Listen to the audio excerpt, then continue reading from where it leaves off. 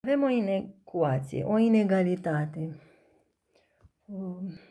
O putem rezolva în felul următor. Observăm că e o inecuație cu care nu suntem prea mult obișnuiți.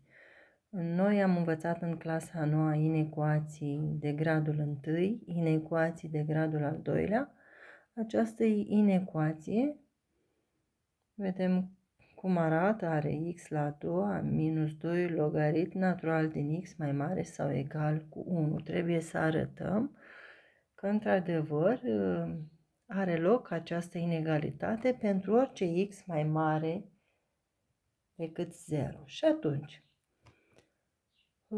procedăm ca la clasa 11, adică folosim derivata întâi. Și cum vom proceda?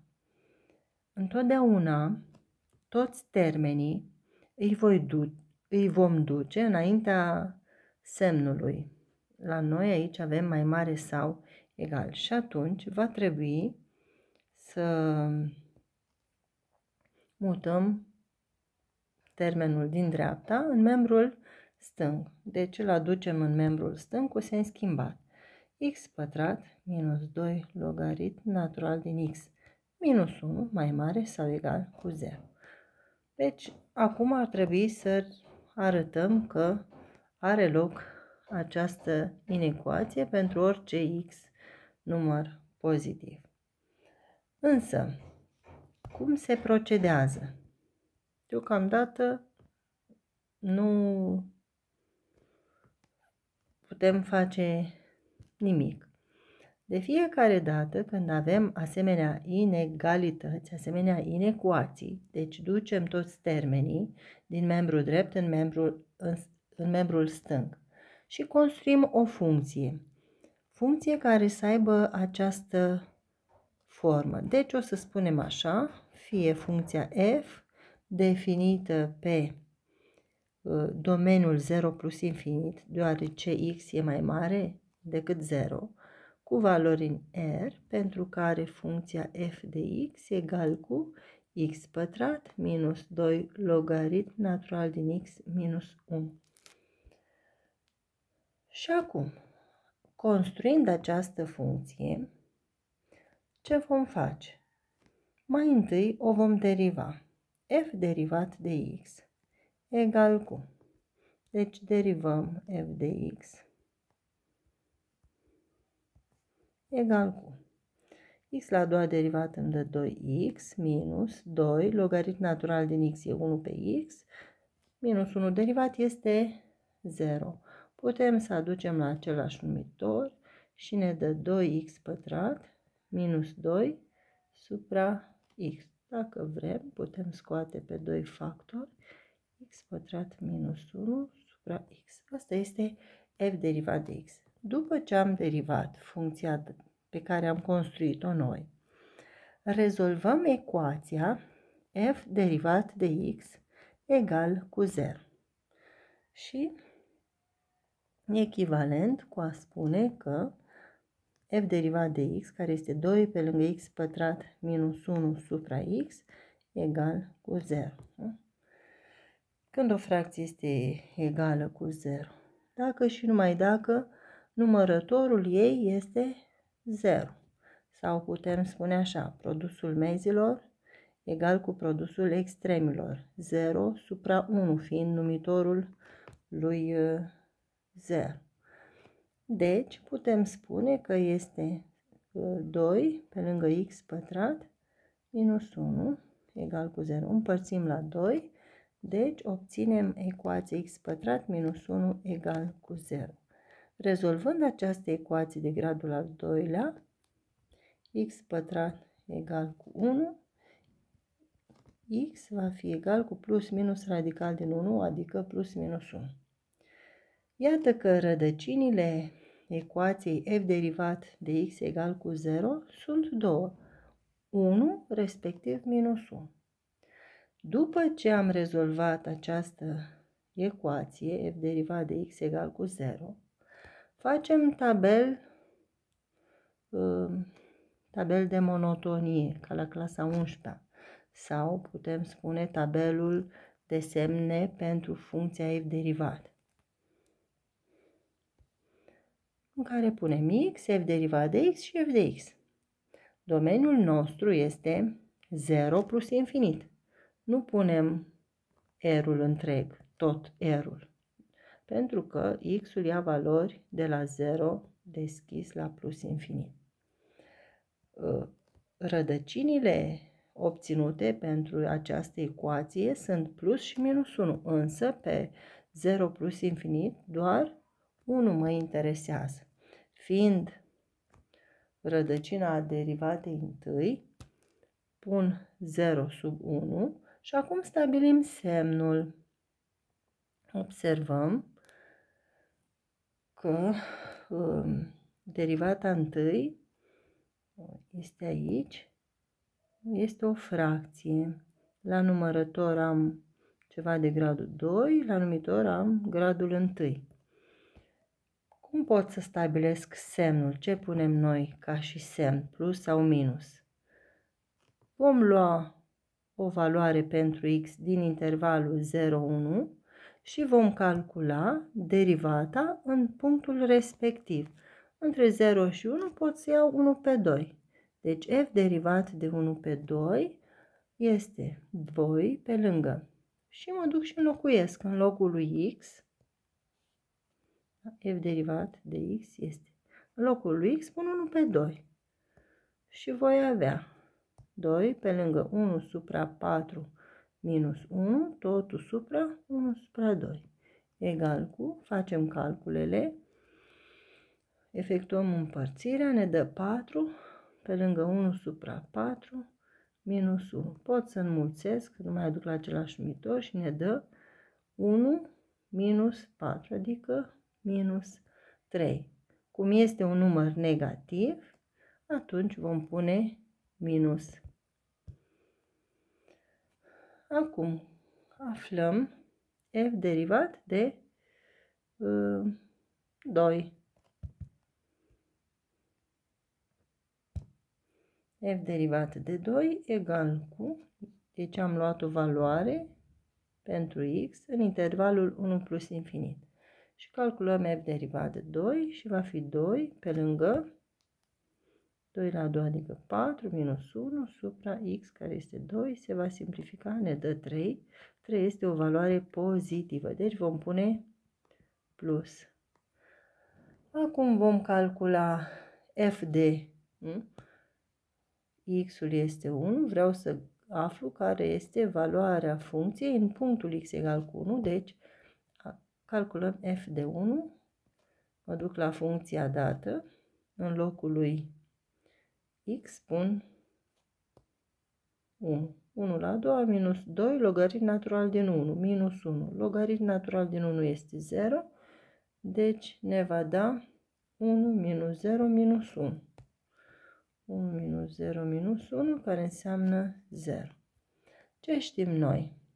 Că dacă derivata este negativă, funcția noastră descrește, este descrescătoare.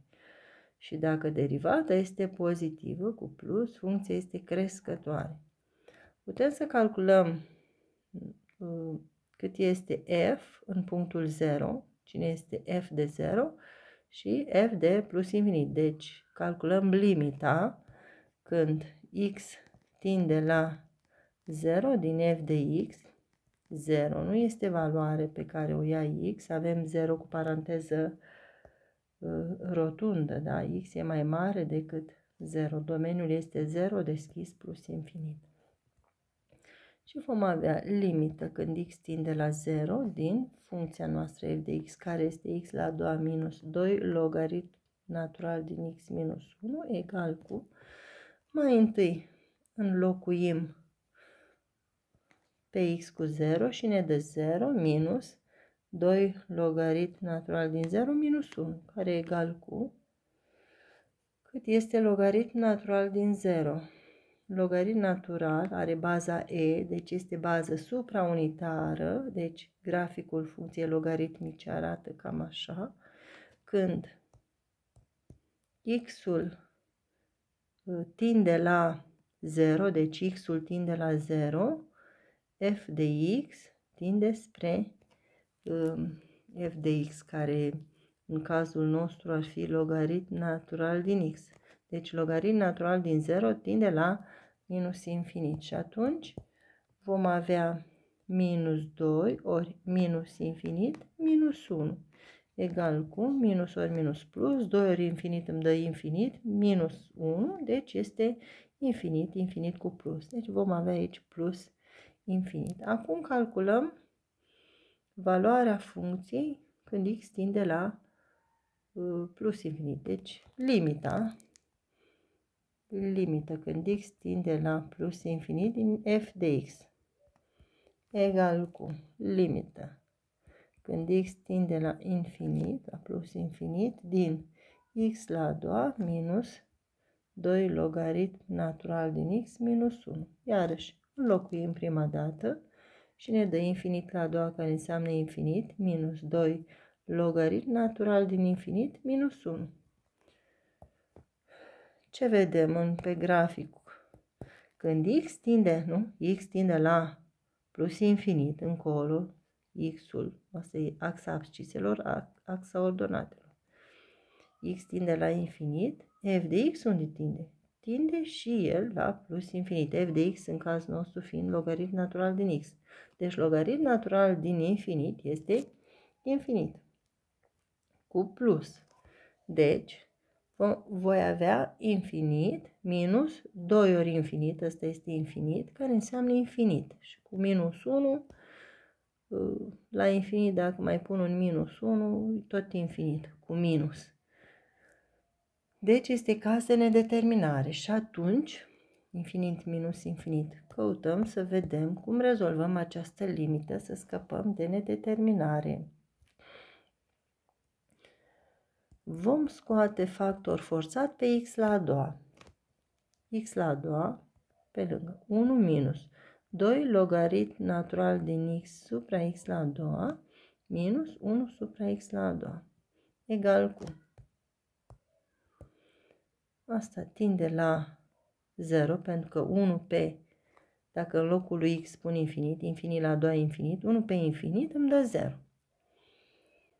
Și ar trebui acum să calculăm cât este limita asta. Limită când x tinde la plus infinit din logaritm natural din x supra x la a doua. Înlocuind pe x cu infinit, logaritm din infinit este infinit, supra infinit la a doua înseamnă infinit. Și am cazul infinit pe infinit. Deci pot să folosesc L'Hopital, adică ce înseamnă să derivez numărătorul, respectiv numitorul. Logaritm natural din x derivat îmi dă 1 pe x, totul supra. Când derivez acum numitorul, x la a doua derivat îmi dă 2x egal cu fac calculul, limită când x tinde la plus infinit, efectuez împărțirea și îmi dă 2 supra x la a doua. Dacă înlocuiesc, pot să-l iau și pe 2 de aici, pot să-l introduc aici, 2. Iată că se va simplifica și atunci am să am 1 supra x la a doua, adică 1 supra infinit la a doua, adică infinit, 1 pe infinit îmi dă 0.